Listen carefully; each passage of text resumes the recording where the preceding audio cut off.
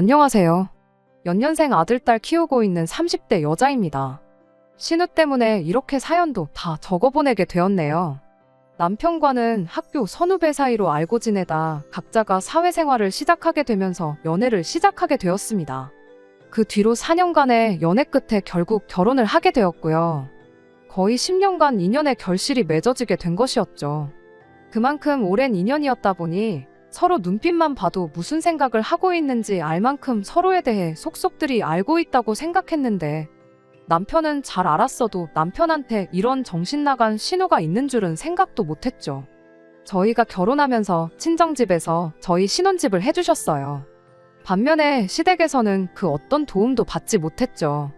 그때 당시 시댁 상황이 여의치가 않았거든요. 원래 양가 형편이 거의 같다고 봐도 무방할 정도로 비슷했는데, 저희 결혼 이야기 나오기 1년 전부터 해서 시매부가 하던 사업이 급격하게 안 좋아지기 시작했고, 결국 그 사업 살리겠다고 시부모님 노후 자금의 집까지 담보 잡아 시매부한테 투자를 하셨다고 합니다. 그 액수가 자그마치 6억이나 되었다고 해요. 그거 아니었다고 저희가 시댁에서 6억을 지원받을 수 있던 건 아니었겠지만, 남편 말에 의하면 적어도 1억 정도는 지원받아 올 수 있겠다는 게 저희들 생각이었거든요. 남편 말이 그 돈이 뭐 눈안에 가지라고 준 것도 아니고, 사업 다시 자리 잡고 그러면 갚을 돈이니 그 돈은 나중에 다시 이야기해보는 걸로 하면 어떻겠냐고 나와서 그렇게 하기로 했어요. 어차피 시부모님 주머니 탈탈 털어봐야 단돈 1원도 나올 곳이 없는 걸 알았는데, 자식들 결혼한다고 시댁에서 빚을 또 져서라도 똑같은 돈을 해와야 한다고 주장할 수도 없는 노릇이었으니까요. 시부모님도 당시에는 일단 급한 불부터 끄고 보자며 돈에 관한 이야기를 최대한 피하는 눈치였는데, 그때는 그저 경제적인 사정이 여의치 않은 걸 저한테 보이고 싶지 않아서 말을 대충 줄인 거라 그렇게 생각하고 넘어갔습니다. 친정에서 집을 해주겠다고 한 것도 그런 저희 상황을 알고 나서 저희 부모님이 먼저 제안을 해주셨던 거고요. 저희가 직장 생활한 지 몇 년 되었다고 해서 결혼 비용에 집까지 해결할 만큼 넉넉하게 돈을 모아놓은 상황은 아니었거든요. 그리고 친정에서 집을 해주셨다고 한들 그게 엄청 삐까번쩍한 집도 아니었어요.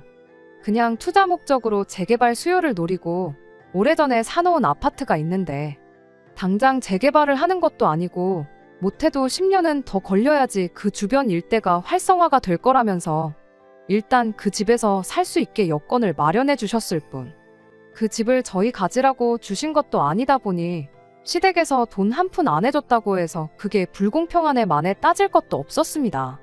저희 계획은 거기서 열심히 아끼고 모아서 시댁이 어느 정도 경제적인 여유를 되찾았을 때쯤 그때 가서 양가 지원을 얼마나마 받아서 이사를 나갈 계획이었죠. 그런데 신혼집 문제가 해결된 걸 가지고 시댁에서 먼저 이야기가 나왔습니다.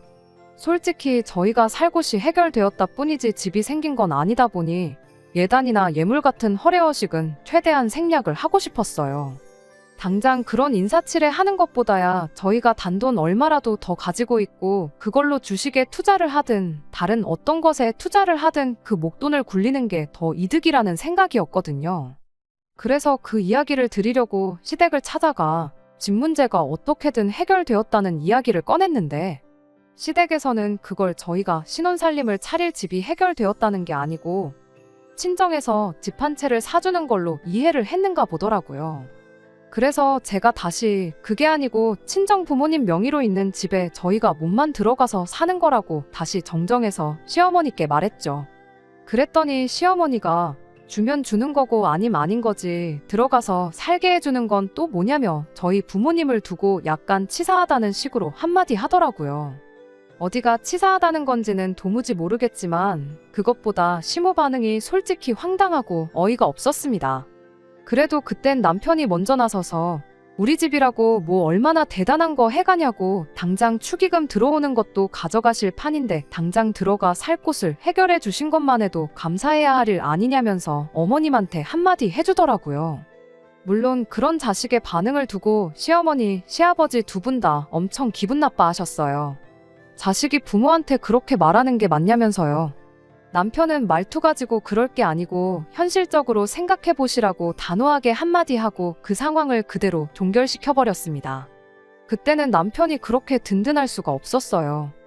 아무튼 그렇게 예단예물 이야기도 잘 넘어가게 되었고 그렇게 저희는 결혼을 하게 되었습니다. 신혼살림을 시작한 이래로 허투루 쓴 돈 하나 없다고 자부할 만큼 악착같이 살았어요. 남들 하듯이 해외여행도 다녀와 보고 싶고 그랬지만 그런 거 살림살이 안정되고 해도 충분히 늦지 않다 몇 번을 되새기면서 좀 더 나은 미래를 위해 매일같이 열심히 살았습니다. 그리고 그런 와중에 저희 아이들이 태어나게 되었고요. 아이들이 태어나고 나니 우리 아이들을 위해서 더더욱 열심히 살아야겠다는 생각 말고는 다른 생각도 들지 않더군요. 그렇게 작년 말에 마침내 서울에 있는 아파트로 이사를 하게 되었습니다. 30평형인데 화장실이 하나밖에 없는 정말 지은 지 오래된 구축 아파트였지만 저희들 노력으로 구한 집이다 보니 감회가 남달랐어요. 사실 그때쯤 심해부 사업이 정상화되고 시어머니한테 빌려간 돈도 갚고 그래서 양가에 돈 얼마씩 지원받겠구나 그런 계획으로 살고 있었는데 애석하게도 심해부 사업이 결국 망해버리면서 시어머니는 심해부한테 투자했던 돈의 일부조차 돌려받지 못하게 되었어요. 시댁 지원을 못 받게 되었는데 친정 부모님한테 돈 얼마 해달라기는 또 뭐 하더라고요. 따지고 보면 친정 부모님 덕분에 조금이나마 빨리 이만큼 돈을 모을 수 있던 거나 마찬가지였으니까요. 그래서 정말 최소한의 대출만 받아서 집을 구하게 되었던 겁니다. 그리고 이사 들어오는 김에 큰맘 먹고 4천만 원 들여서 집도 처음부터 끝까지 싹 다 리모델링을 해버렸어요. 그렇게 리모델링까지 끝나고 한 달 정도 지나서 집들이를 하게 되었습니다.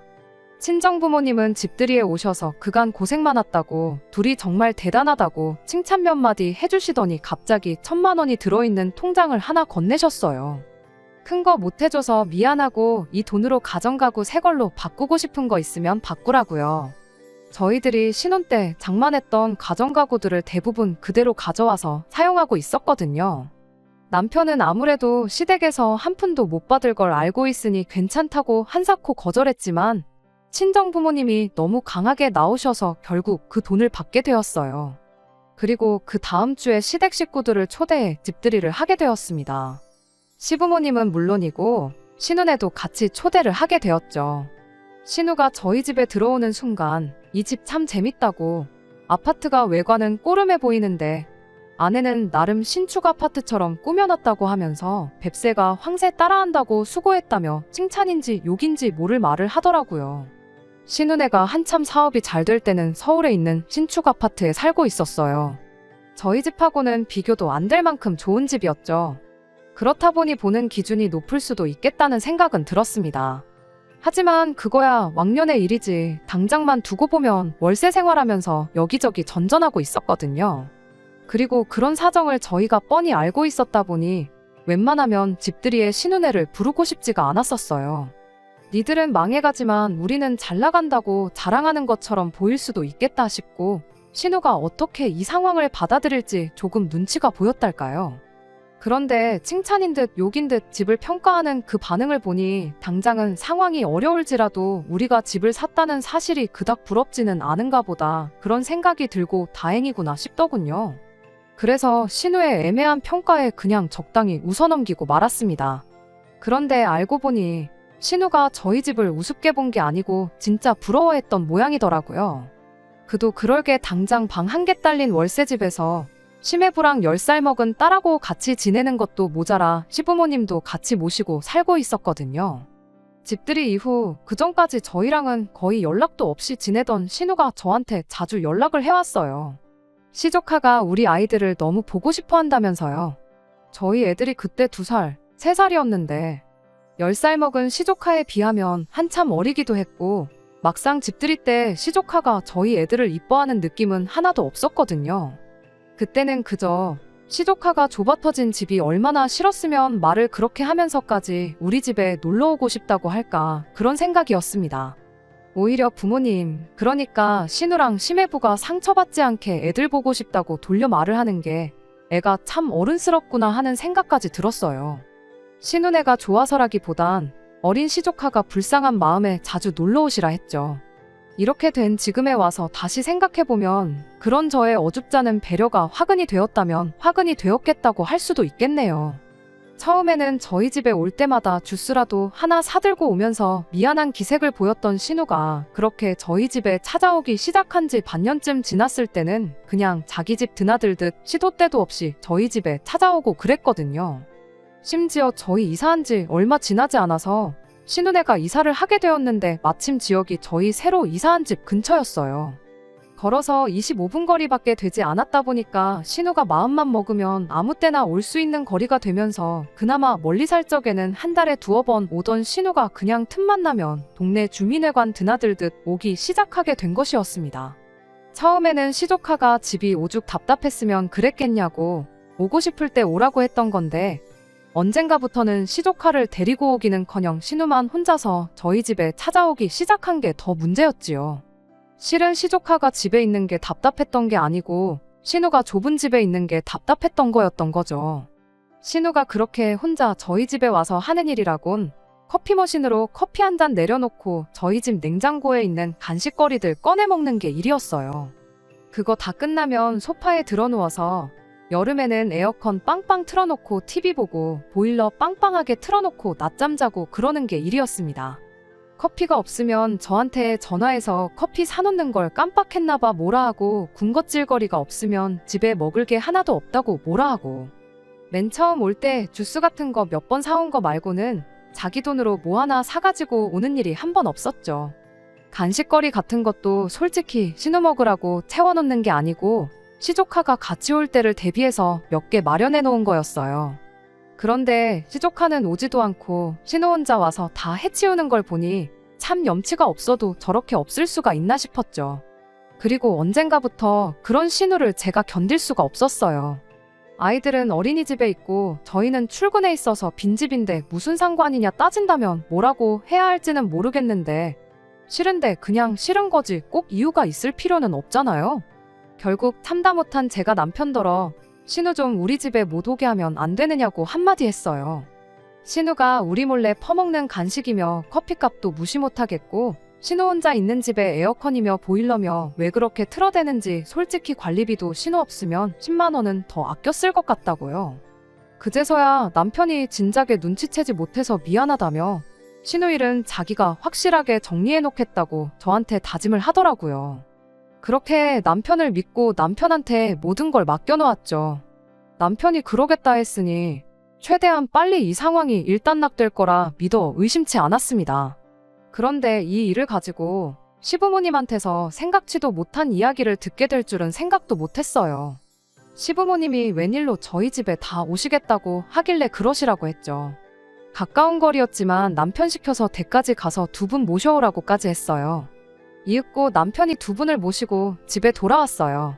2분 거실에 앉을 자리 마련해드리고 차 한 잔 내오겠다고 하고 주방으로 들어갔지요. 남편한테 눈빛으로 사인을 보냈더니 단번에 딱 알아듣고는 저를 도와주겠다고 하고 주방으로 따라 들어왔고요. 그런데 2분이 갑자기 무슨 일로 오신 거냐고 작은 목소리로 물었더니 남편이 자기도 모르겠다는 표정으로 어깨만 들썩하고 말더라고요. 2분 들어올 때도 평소랑 다르게 분위기가 많이 다운되어 있던 상태여서 그때부터는 무슨 일 때문에 오셨나 나름 걱정이 되기 시작했지요. 이윽고 준비된 차를 내오고 저도 자리에 같이 앉았어요. 2분 표정이 계속 어두운 걸 보니 뭐 좋은 일은 아니겠다는 촉이 퍼뜩 오기는 했습니다. 그래서 먼저 이야기 꺼내실 때까지 그냥 기다리고만 있었죠.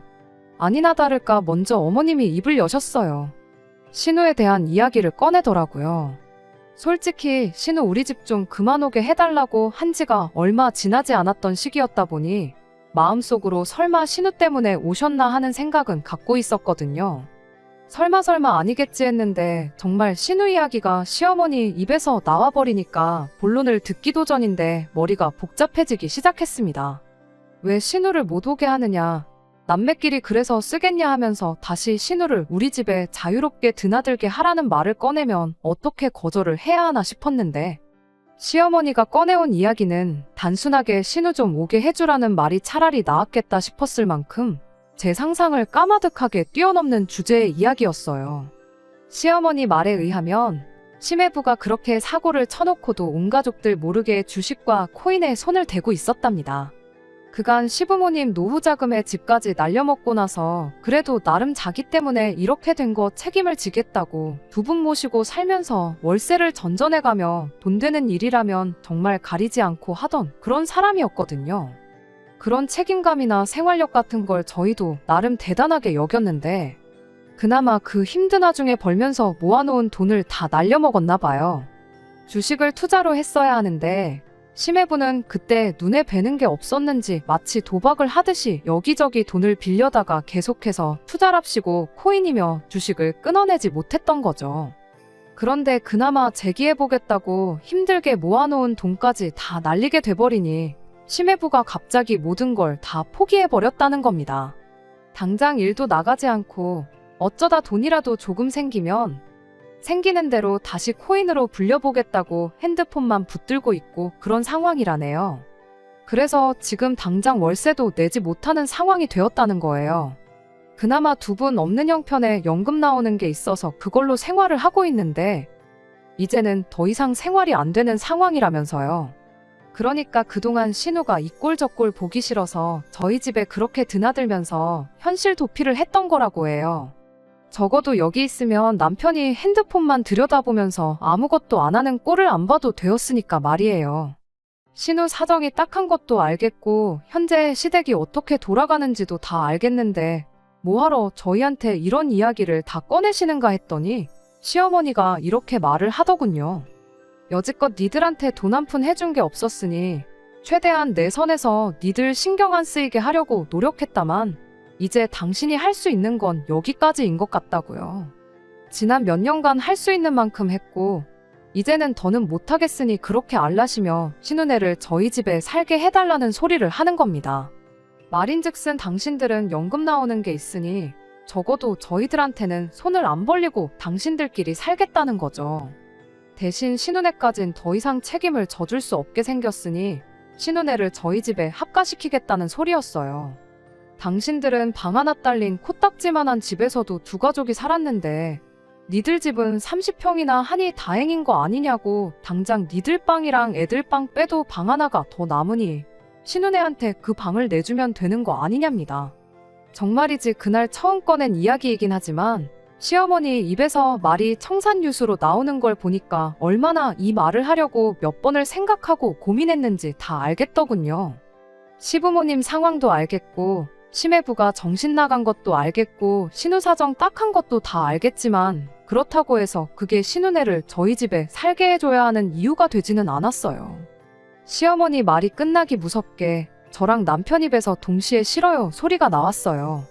어머님이야 부모 자식 간이니 신우네랑 같이 사셨겠지만 저희는 그렇게는 못한다고요.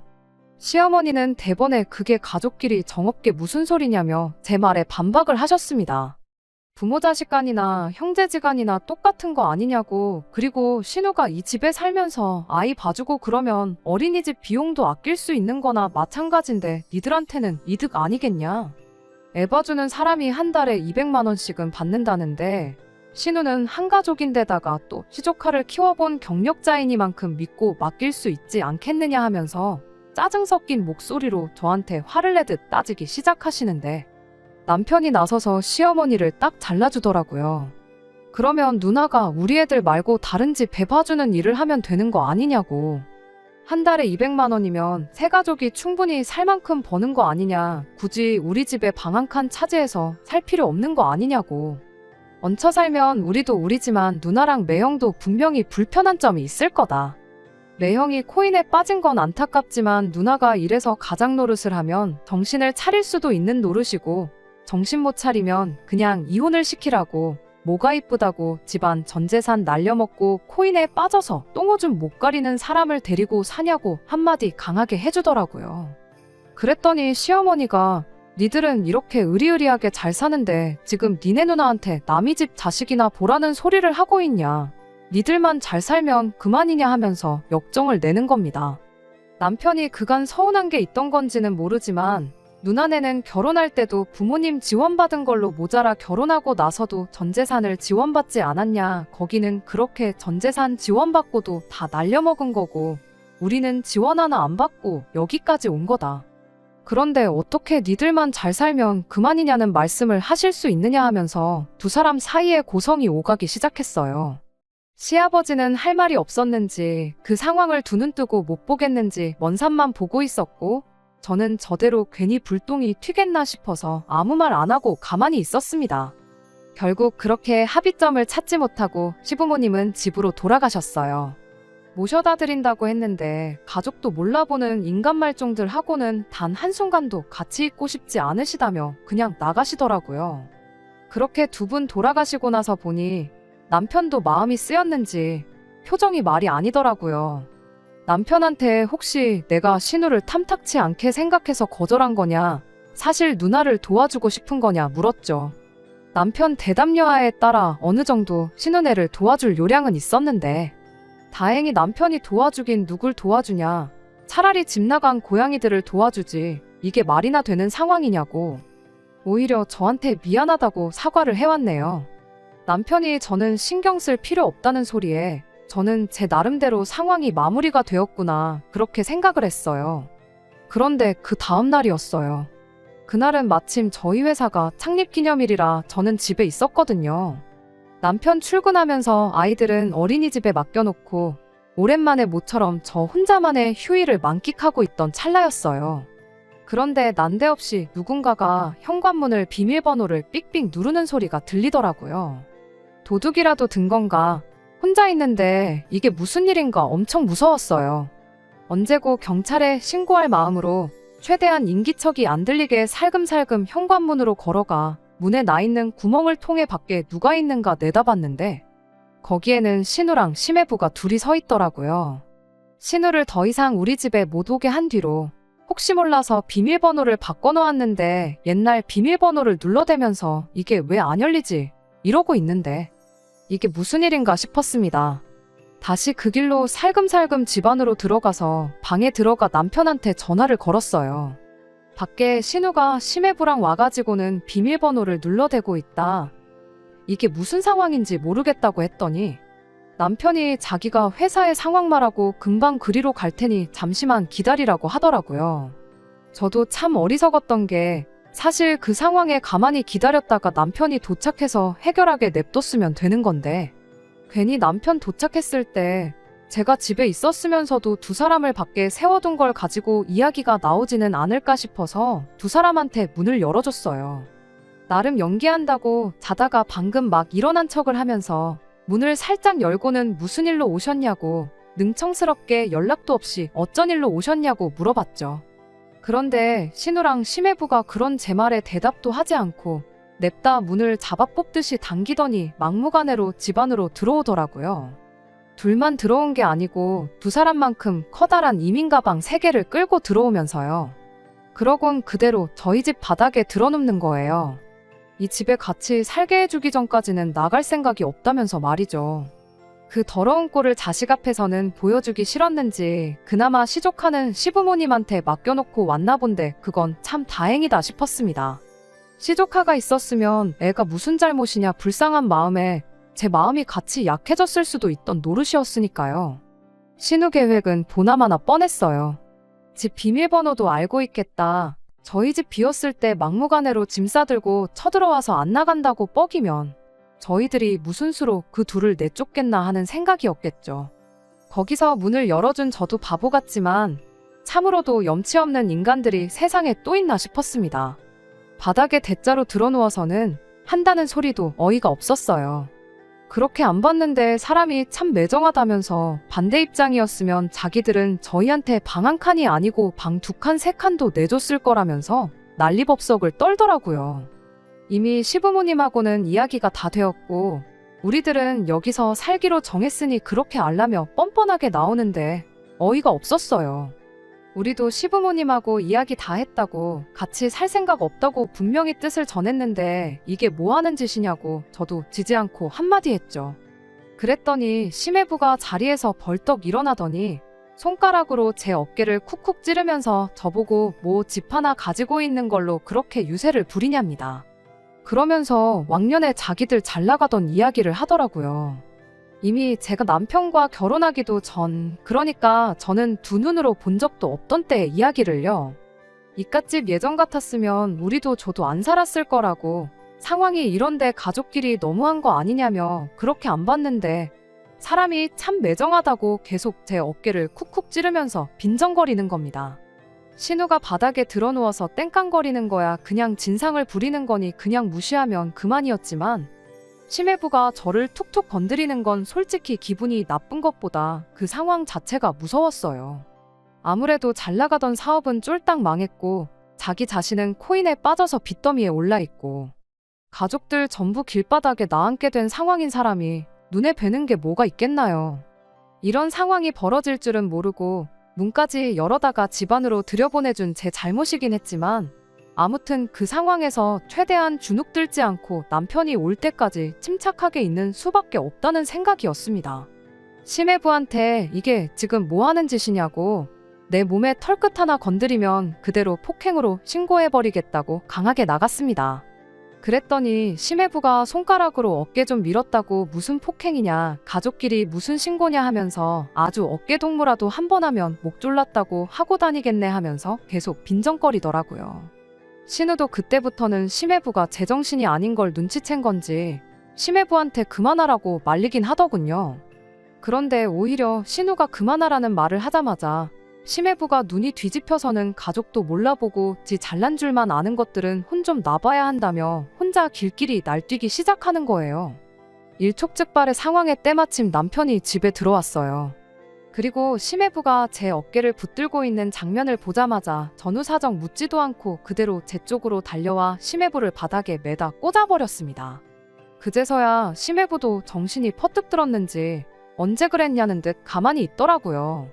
그저 약자에게 강하고 강한 자한테 약한 인간 말종의 표본 그 자체였습니다. 남편은 대충 신우네가 짐 싸들고 집에 쳐들어온 걸 보고 무슨 상황인지 짐작을 했었나 봐요. 두 번 다시 우리 집에 발붙일 생각 말라고, 한 번이라도 우리 주변에 얼씬되면 그 길로 폭행죄로 고소를 하겠다고 큰 소리를 쳤죠. 그래도 고소당하는 건 무서웠는지 신우가 나중에 이야기하자며 싸들고 온 짐들 챙겨서 심해부랑 꽁지 빠지게 달아나더라고요. 저희는 그 길로 혹시 모를 상황에 대비해 증거를 수집했어요. 아이들 때문에 혹시 몰라서 거실에 설치해둔 홈캠이 이런데 도움이 될 줄은 몰랐네요. 화면에는 심해부가 제 어깨를 툭툭 건드리는 장면부터 고성이 오가는 장면까지 고스란히 녹화가 되어 있었거든요. 그렇게 며칠 지나서 이번에는 시부모님이 다시 저희 집에 찾아왔어요. 심해부는 제정신이 아니라고 판단한 건지 딱 신우만 데리고 왔죠. 그때까지만 해도 그냥 며칠 전에 있던 일에 대해 사과하려고 찾아온 거라 생각했는데, 그날 일에 대해서는 이런 방구 이야기도 없었습니다. 대신 시어머니가 또 다른 황당무계한 소리만 늘어놓을 뿐이었어요. 같이 사는 건 아무래도 아닌 것 같다며 다른 방법을 생각했는데 들어보겠냐며, 누가 들으면 저희가 신우네한테 같이 살아달라고 부탁한 것처럼 말을 하더라고요. 이미 그때부터 들을 가치도 없는 이야기가 나올 거라는 생각이었어요. 아니나 다를까 시어머니가 저희 친정부모님께 부탁해서 저희 이사 오기 전에 살았던 그 집을 신우네를 위해 비워줄 수 있는지 한번 물어보랍니다.